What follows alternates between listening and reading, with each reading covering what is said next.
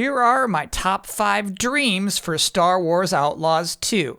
Number 1, new foods. What? Yeah,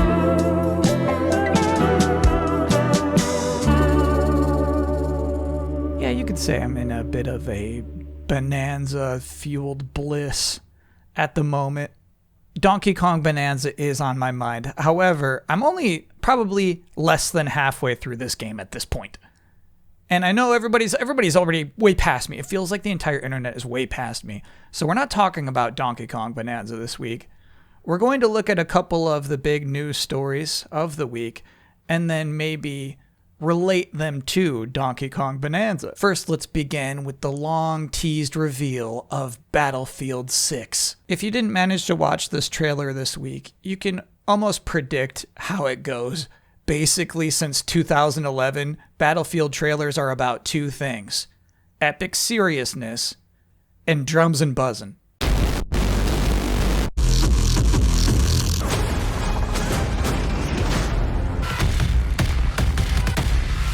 But here's what's new and exciting about 6. The war has come home. Specifically, New York City.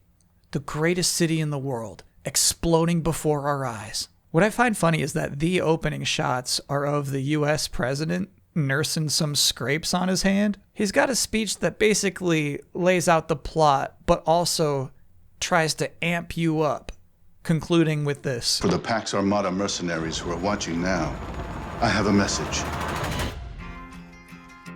It's over. It's not doing anything for me there. Maybe there was a time, like Independence Day, where you watch the president give a speech and you're like, wow, this really raises the stakes. Today, U.S. president's kind of like not what it used to be. In that sense, when you're watching this guy make this speech, I kind of lose faith in your narrative instincts. In terms of editing, I don't think it's a bad trailer. It's clear watching this, they know environmental destructibility is a key selling point for this game.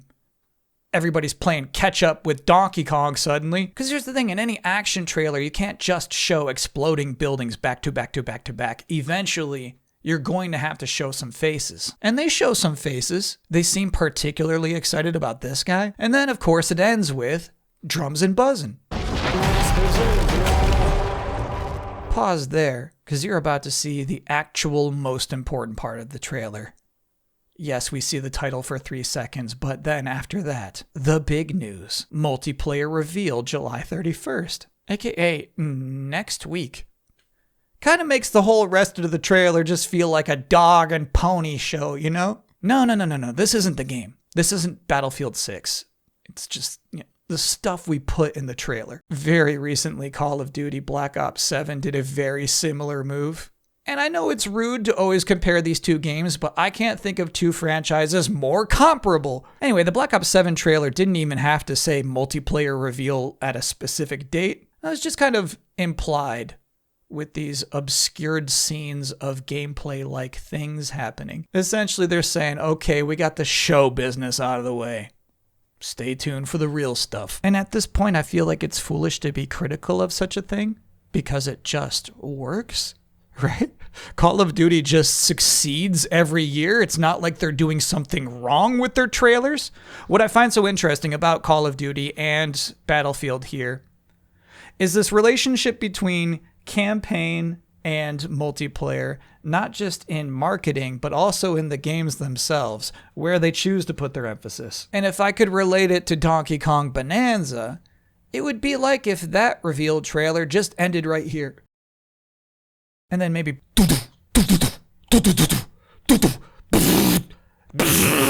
catch the next Nintendo Direct. And now I'd like to transition from Black Ops 7 to The Outer Worlds 2, just as awkwardly as Xbox did in their showcase, which, for the record, was cut to black, pause, play anywhere in Game Pass, cut to black, pause, 10-second countdown. So before we start, a bit of background. It was just last month, Xbox announced The Outer Worlds 2 would be their first new, fully priced $80 video game. Now, I could here show you a moment of me making fun of that decision, but if we're being honest here, I think there wasn't a single person on the internet, in the YouTube comments, Of all the grandpas on TikTok, I don't think there was a single person saying, yeah, 80 seems about right for The Outer Worlds 2. And here in the month of July, it has been announced that the game is now $70.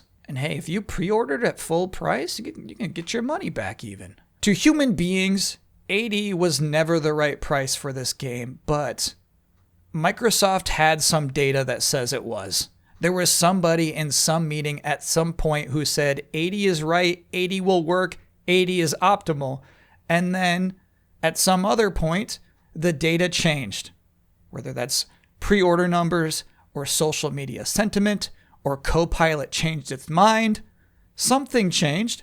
Very suddenly, they just come out and say, we're focused on bringing players incredible worlds to explore, and we'll keep our full-priced holiday releases, including The Outer Worlds 2, at $69.99, in line with current market conditions. By the way, quick aside, it's kind of nuts that IGN is just solidly the video game news site now.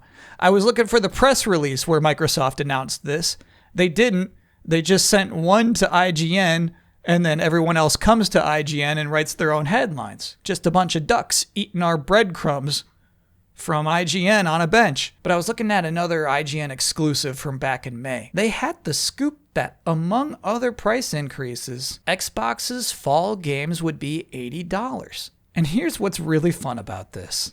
We're about to pop open a time capsule from 2 months ago. Though we don't know yet which first-party Microsoft games will cost $80, we can guess the lineup may include the next mainline Call of Duty, the new Fable, which was recently delayed to 2026, the Perfect Dark reboot, no, In Exile's Clockwork Revolution, not anytime soon, Rare's Everwild, which Microsoft gaming boss Phil Spencer recently checked out, honk. The Coalition's Gears of War E-Day? Nope. Hideo Kojima's OD? Probably not. Or Undead Labs' State of Decay 3? No, that's not coming soon. Psychonauts developer Double Fine is also working on a new game. It is just so funny to me that that writer came up with all of those guesses before even thinking about The Outer Worlds 2. Why would you? That would be crazy. $80 for Outer Worlds 2? Nah.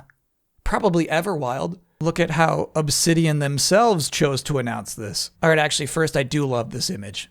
That's cheeky. That's cheeky enough. They could have stopped there. They would have been fine. However, the announcement continues in character. As an organization devoted to making sure that corporations do not go unfettered, we have worked it out with Redacted to revise the price of The Outer Worlds 2. While this will not bring peace to the galaxy or even your local colony, we assure you all that we are here to fight for all colonies in every way that we can. I think it's a little cheesy because they're basically begging you to generously read between the lines.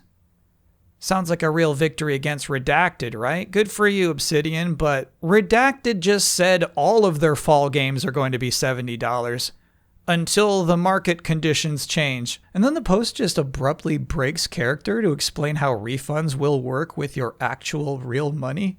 So half of this is serious. Pay attention to the bottom half, please. So for those keeping track, Mario Kart World is the only present and announced future standard regular game that you can purchase for $80. If you include Switch 2 editions, you do have Tears of the Kingdom, Kirby and the Forgotten Land, and Super Mario Party Jamboree, all $80. Those are strange cases because you could still buy the Switch 1 versions that will work on your Switch 2, so none of those are necessarily $80.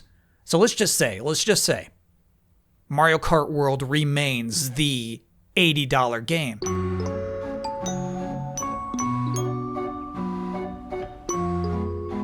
And I think $80 right now is just this cold lake that nobody is willing to jump into, but they all kind of want to. Nintendo jumped in. They're already in there. And Microsoft was going to be second. They were like, I'm not going to do it. And meanwhile, Nintendo is in there saying, it's fine. Come on, you babies. It's fine. But Nintendo's already, the wild one. You can't really trust Nintendo that way. But what I'm saying, compared to Donkey Kong Bonanza sitting there at a slim $69.99, Mario Kart World is kind of a ripoff. And I'm brave enough to say it. And that is delayed input. I'll be back next week. Until then, thanks for watching.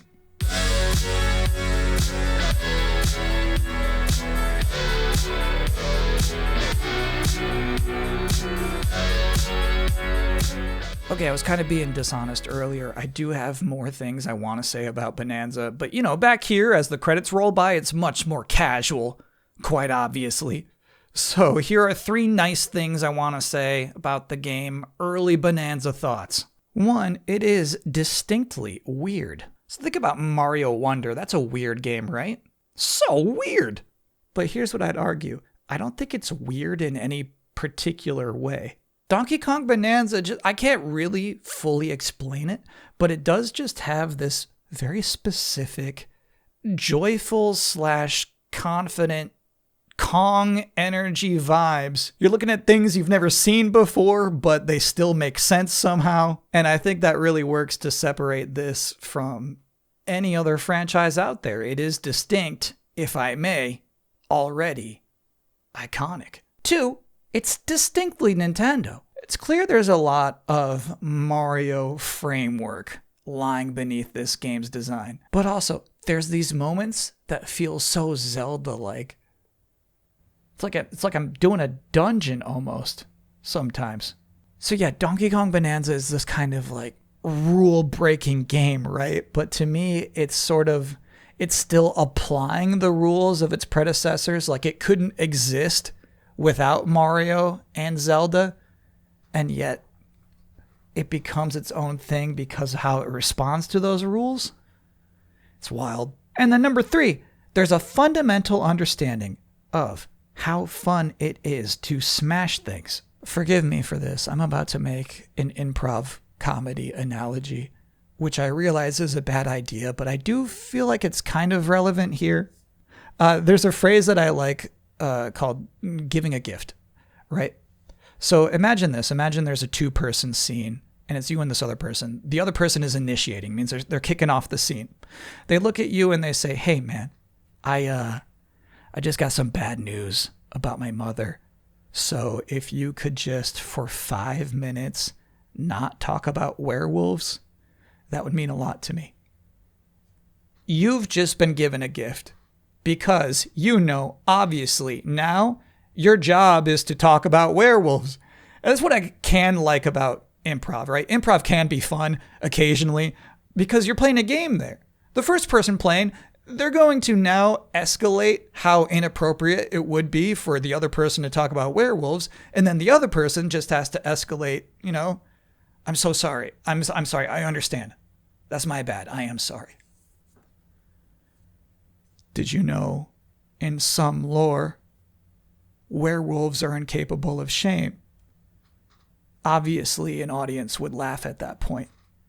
So, going back to Donkey Kong Bonanza, smashing is the gift. Bonanza gives you the gift of smashing. And, at least up to where I'm at, just keeps escalating. Just keeps finding new and fun ways to use that utility. Like right here, I didn't really find this banana. It was gifted to me. And it's weird. I think there are just times where I feel like I'm playing with this game, like we're working together to make something cool happen. It's just nice. Like a werewolf's pelt.